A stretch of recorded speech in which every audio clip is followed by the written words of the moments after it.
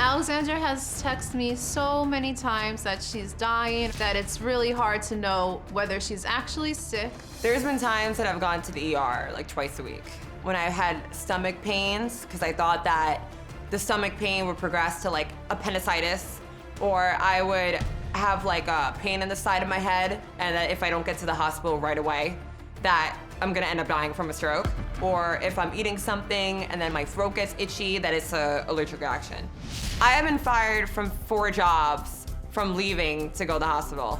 Alexandra has a constant fear of being allergic to foods, even though she has no allergies. When I think that there's something in the food that I'm allergic to, my throat feels like it's gonna close up. I start touching my face, like thinking that one side is swollen. I can actually mimic the way she goes. She's like, it's in my throat. I'm gonna die, like really like, you know, panicky. I think about choking at least once a day. Alex's fear of choking started at around 5 years old. I remember my mom would give me like spaghetti. I thought that I was gonna like choke on it. Alexandra was so scared of choking that we had to give her mashed potatoes and soup for about a year. I've never ever choked. I just have a really big fear of it. Just last year, my sister and I went to eat at an Italian restaurant. When we got there, she locked herself in the bathroom because she believed that she was dying. She had called the ambulance and the cops showed up. She was perfectly fine, and they left saying that there was no medical emergency. I feel like if I ain't calling it one, like an ambulance or nothing, then like something would happen and I would like die right then and there. Well, hello. Hi, nice to meet you. Good to Hi, meet both of Dr. y'all. Phil. Nice to meet you. Now, Anna, you're concerned about Alex, and you say she's been to the hospital 600 times plus Yes. for what you refer to as hypochondria. Yes. And actually, in the field of psychology, it's not referred to that anymore. It's got Okay. fancier names, longer names. Okay. But everybody knows what you mean. Yes. And that is when somebody thinks they're sick when they're really not. Yes. It started very young, and then as an adult, it's just more frequent hospital visits. Okay, so you go to the hospital 3 or 4 times a week sometimes? Probably like 2 times a week. Sometimes it can be like 3, 4 times a week, but like Okay. 1, 2 A times lot. a week. Yeah, like a lot. Yeah, yeah. So why are you doing this when, if you've been, say, in the last 200, 300 times, and you were wrong, there was nothing wrong with you. Yeah, like I So would. why are you continuing to go when you've learned that they keep sending you home? Like I No would, surgery, no admission, no treatment. Why like, do you keep I would going? honestly like believe that like, okay, like when they tell me in that moment, like when I'm at the hospital, that like nothing is wrong, like I'll believe them then. And then like I like would like just say if like something, like if I got like a panic attack, or if like just say if like I saw like something on my arm or whatever, and like I thought, you know, like what if it's this, and like I'll get in that panic mode, and then I'll just result in like going to the hospital, just because like that's where I would go to feel like safe in a way. So it would feel really real to me. Like it would feel like, okay, like if I don't go to the hospital, that something is gonna happen to me. I would feel like something is wrong, like in that moment. So I'll like kind of calm myself down sometimes. But then sometimes I'll be like, oh my God, like I have to go. And then I just like literally like start panicking. And then I'm like, okay, I gotta go. What is your rationale at the time? Because you know you've had 40 false alarms. And so you're telling yourself, I'm getting ready to go, but I know I've gone 40 times in a row and nothing was wrong. See, So like, I know Yeah. that. Like What do you say to make yourself go again? in that moment though, like if I'm really freaking out, you know what I mean? I wouldn't even think rational. Like I would just go. Like I would just be like, all right, I'm calling an Okay, ambulance. this or I'm- helps me. This helps me to calling understand. So a- you don't reason through it at the I time. don't reason through. Like if I don't go and I don't call something, then something's gonna happen right now. Okay, like that's and that my something mind. that's going to happen is what? You think you're going to die? Yeah, like I think that's something. That's why like I'm just like, it doesn't click to me that like everything is fine. You understand that a panic attack is opposite of dying. Dying is when everything's shutting down and you're going, "Rrrr." Yeah. Panic attack is active, animated, racing. That's opposite than dying. Yeah. You have different things that trigger you, right? Sometimes it's your heart racing. You canceled a flight because you thought you were having appendicitis. Yeah. Yeah. You went to the airport, you were getting on a plane, and you got off or refused to get on because you thought you were having appendicitis. You've been fired from 4 jobs because you just walked out and went to the hospital. Yeah. You say she's always asking, does this have peanuts in it or fish? Yes. She asked if there's like peanuts or fish or pineapple. Do you have a peanut allergy? No. But so why are you asking if it has peanuts in it? I don't know. I just I don't know, to be honest. Like, I don't know, after every 7 years or after, you know what I mean? You start to develop like new allergies or something. So that kind of, I think I watched a video or wait a something. minute, have you had an allergy test? No, like I've never had an allergy test done before. Okay, but see, this is the point that that I'm wanting you to start adding some things to your thinking as we go along here. Yeah. And this is something that I want you to put in your arsenal because Absolutely. a lot of today is going to be about you, not about her. Okay. Okay, because I'm very concerned about you and your life and well-being as well here. I want Okay. peace in your life. Okay. Thank You you. deserve peace in your life Thank too. you. But it's important to understand that feelings aren't facts. Yeah. And when you say, well, I just have this feeling about peanut butter, the feeling's not a fact, and you can get an allergy test. I mean, you've been 600 times. One of those times you might say, give me an allergy test. Like, I honestly feel like it wouldn't even help because I'll still think that the allergy test is like lying. You had a tour bus that you were on that stopped, and so you assumed that the driver died. I think the worst a lot of the times. Like, And it was actually a flat tire. yeah. It was a flat So it's tire. a flat tire, and you decided that the driver died. Yeah. I'm sorry. No. I really thought that the. I'm sorry. I'm not even sure. I just think the worst. I'm like so dramatic. My sister Alex went to the ER because she believed she had COVID. The doctor said she was okay. She went home, went back again about a month after, believing that she had COVID.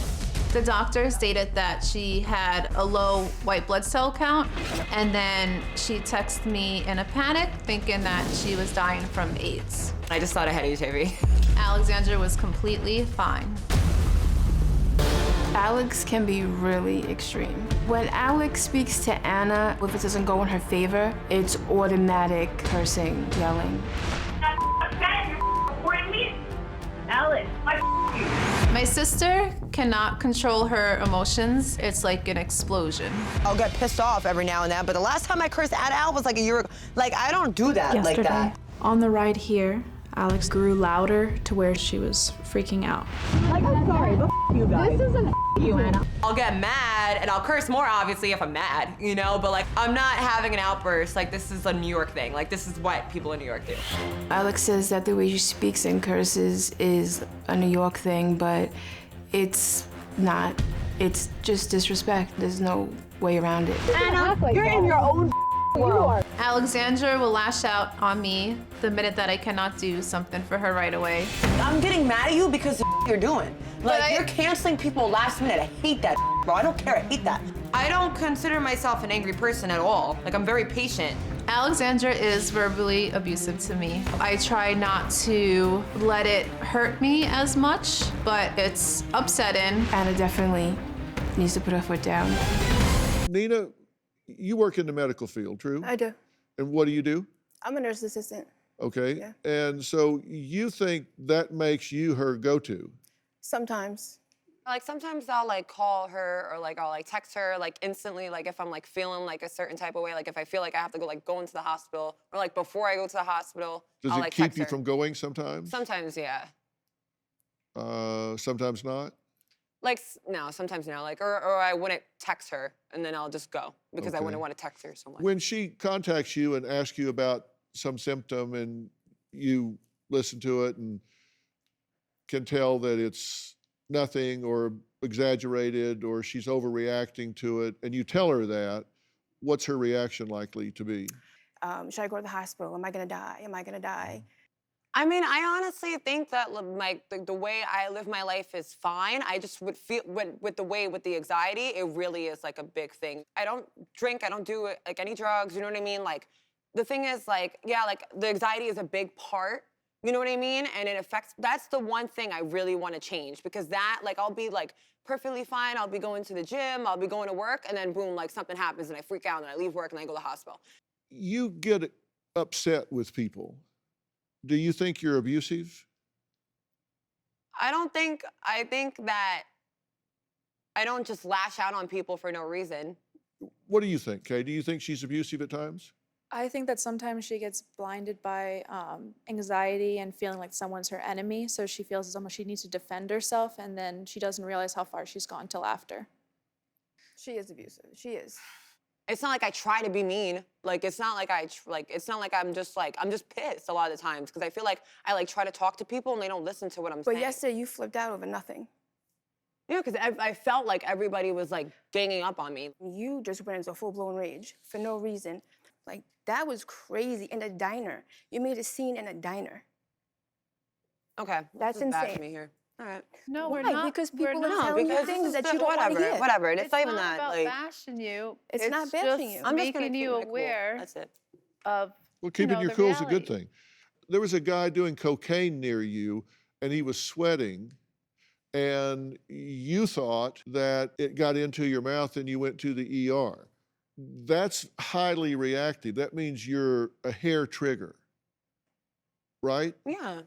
So you Absolutely. thought somebody was sweating cocaine and it got in your mouth? Not in my mouth, but like you know, like if I touched him, like it would, you know, like get in my skin. I don't know. Like, I mean, I just freaked out. I don't know that if it's gonna do it. I just freaked out thinking that it would. When you got to the ER and you told them that, what did they say? They were just like, it doesn't happen like that. And I'm like, okay. I didn't know that. All right, well, coming up, did dating an EMT help Alex? The answer might surprise you next. I one time actually like ended up calling the ambulance so many times that I ended up actually seeing the EMT. When I was feeling anxious, when I was with him, it wasn't able to calm me down because he wasn't in his uniform. He would look like a regular person.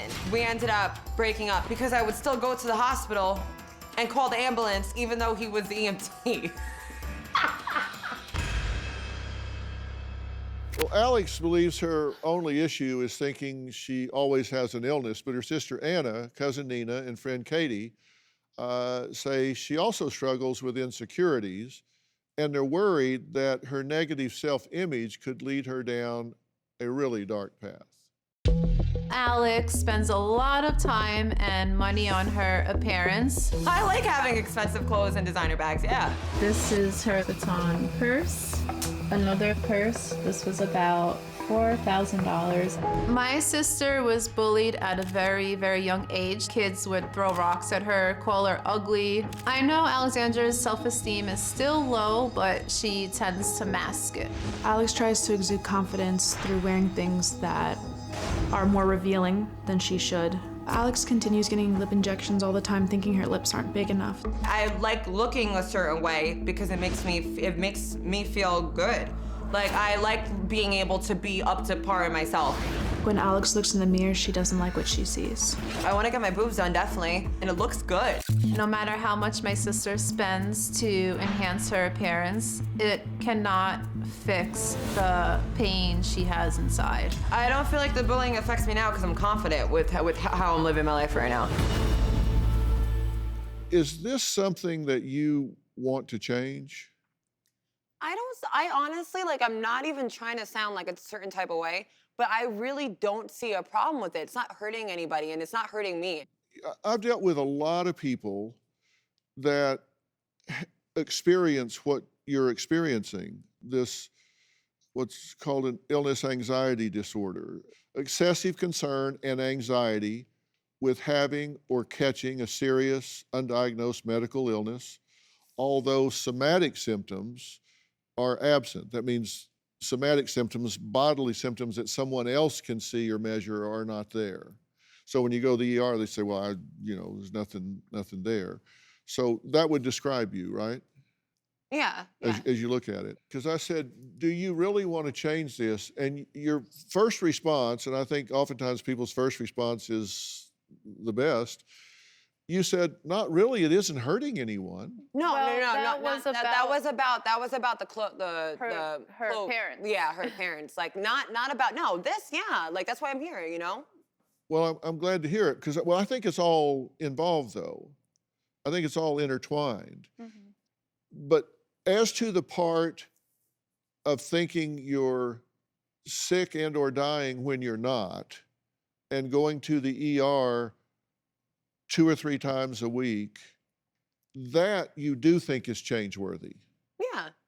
I started looking backwards because you said at 5 years old even. Yeah. So I started looking backwards to see if there were traumas in childhood. And Yeah.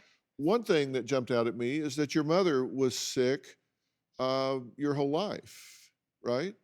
Yeah. And your aunt died suddenly from a brain tumor. Yeah. So that's there. High anxiety has been there. Fear of choking has been there. You dealt with speech delays. There was severe bullying Yeah. that you dealt with when you were younger. People picking on you and bullying you. At 15 years old, you ran away, which is escapism. It's just like, Yeah. I've had enough of this, I'm out of here. Yeah. So you were wanting to get away from a lot that was going on in your life at that time.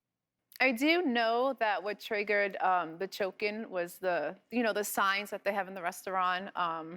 If someone chokes, do that, and then she's seen that, and I guess At 7, she saw something about the Heimlich, right? yeah, the Heimlich, and I And guess did that that stuck do in you her remember mind. that? I honestly don't even remember. That's what I'm saying. I don't remember that. Like, I Yeah. don't remember that. Like, that's why, like, I don't And know that can be where- really paralyzing if you think you can't breathe. Yeah. If you're afraid you're not going to be able to breathe, that can really scare you, which I totally get. Yeah.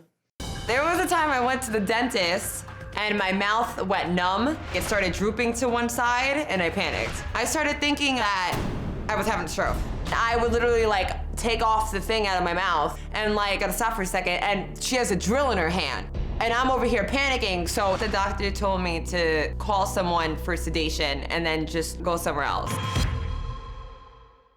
Now, Alex says she's been dealing with what she says is uncontrollable hypochondria since childhood, and that it's impacted her work, friends, family, finances, happiness. Her sister Anna, cousin Nina, and friend Katie all worry because Alex also has angry outbursts, which are not unusual for somebody that's experiencing a high degree of anxiety. Because when you have a fear response and your fear's running really high, then sometimes you feel threatened and you lash out. So when you get really anxious, you go into a fight or flight reaction. It's either I'm ready to fight or I'm ready to run. Yeah. So when she lashes out sometimes, it's because she's in the fight or flight reaction. Yeah. It's not that she's a mean person. No, I know. It's just that you're in that pumped up, scared Adrenaline. sort of thing, Yeah. like you would get if you cornered a dog or something, they were Yeah, afraid, you reach right. down for them, they Right. don't know whether you're wanting to Yeah, pet them or or- hurt them, yeah. so they snap. It's a fear response that you're giving. So, but there's something different about this with you because I've dealt with this. I've been doing this, I counted up the other day, it's actually 46 years that I've been doing this. Yeah. And so I've dealt with people that wrestle with hypochondriasis a lot. And you are different in one respect, and that is that you laugh about it. You know, like I'm on medicine and everything for it, but it's still not really helping, you know. So pretty much that, and yeah, I kind of want to stop going to the hospital at 3 in the morning.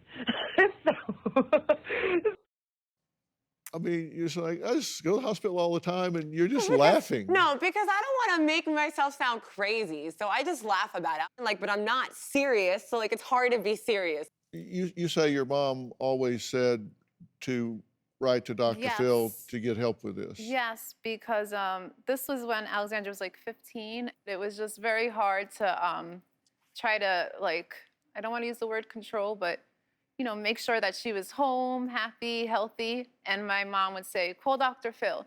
And I would say, no, I don't want to go on national TV.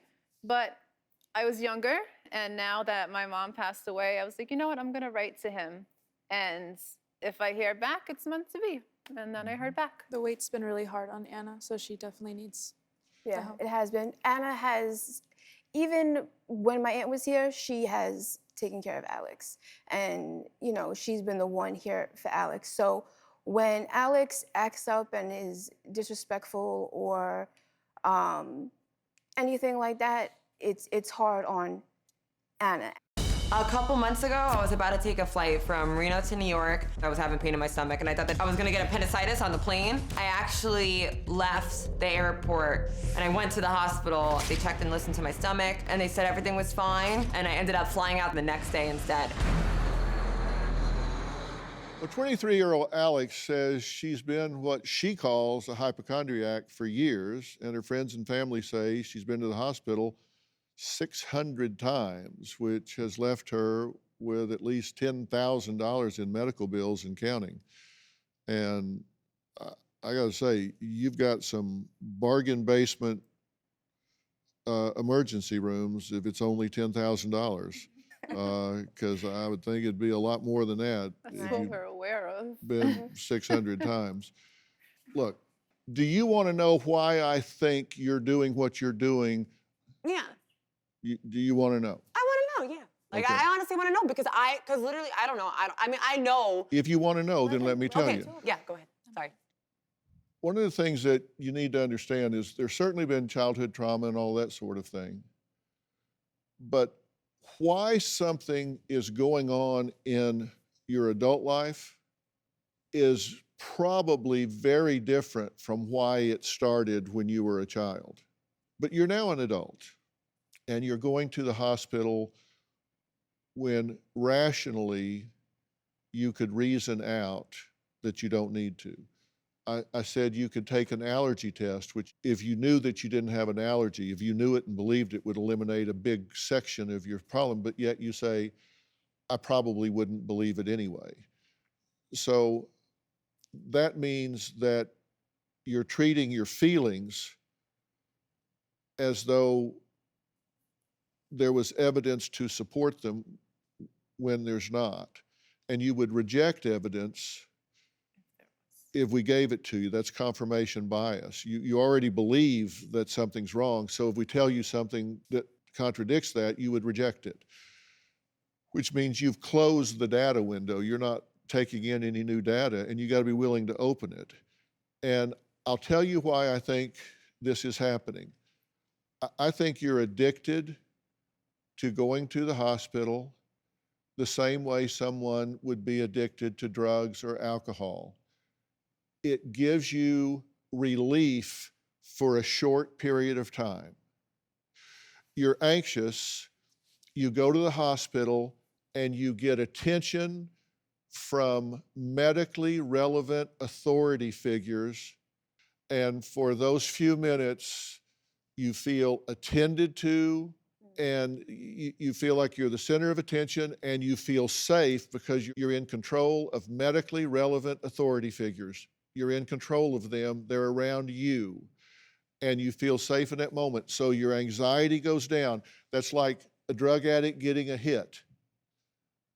That gives them a good feeling for a short period of time. And the anxiety starts to build back up. You go back and get another fix. You leave, it starts to build back up. You go back and get another fix. You leave, it starts to build back up. And you find an excuse to go back and be surrounded by medically relevant authority figures that make you feel safe in the moment. And you've got to figure a way to replace that with something much less expensive and much less disruptive to your life. Yeah, it's true. Wow, It's true, yeah. So if we gave you a different way to have that feeling, you wouldn't need the hospital, right? Yeah. Anna, let me talk to you for a minute here. Sure. Before I get back to Alex.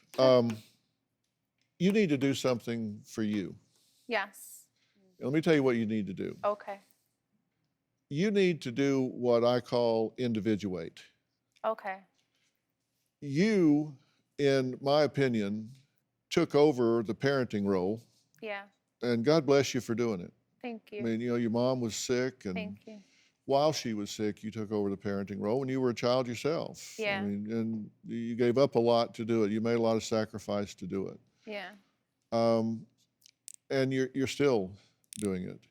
Yeah. And when I say you need to individuate, right now, you and Alex are kind of like this. Yeah. And when she calls, you answer. Yeah. When she abused, you ignore. Yeah. and you just keep hanging in there because that's Yeah. what people that love each other do. And I understand that. But when I say you need to individuate, Yeah. you need to break free of this Okay.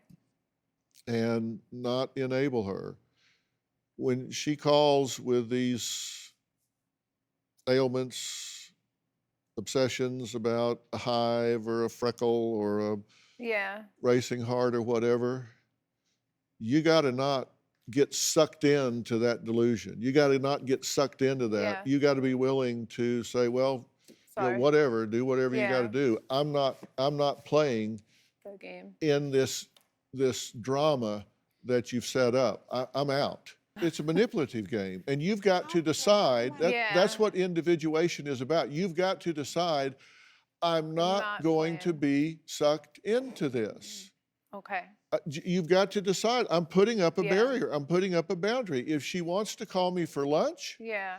then Fine. great, love to go to lunch. Yeah. Love Okay, to but love how to go to even what, but I'm not going to get involved in that. I refuse to do it. I will not respond. And if Okay. I miss it, Yeah. and it's that one time out of 1,000 that something happens, then forgive yourself in Yeah. advance, because you're not the one that set up the little boy who cried wolf. Yes. She is, not you. And you've got to give yourself permission and forgive yourself in advance if you miss the one real one out of 10,000. Okay. And my question to you is, are you willing to work to break this toxic cycle? Because if you are, I will set you up with a therapist that doesn't cost you $150 a week.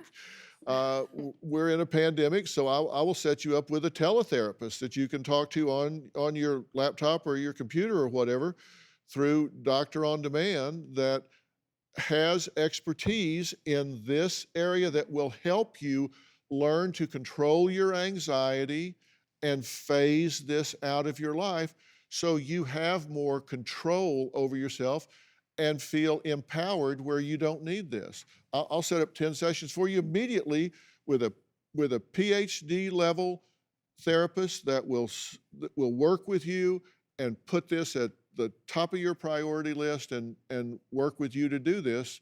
If you'll take that help, I'll set it up for you right away. Yeah, that's cool. If you at home want to have your own Doctor on Demand, go to Google Play Store or the Apple App Store and download Doctor on Demand. I'll set this all up for you. Doctor on Demand's our company, so I am talking about it with great confidence. 600 visits to the ER. Sometimes it can be like 3-4 times a week. Been fired from 4 jobs because you just walked out and went to the hospital. Yeah. You got off a plane because you thought you were having appendicitis. If I don't go to the hospital, something is going to happen to me. New Dr. Phil. Check your local listings.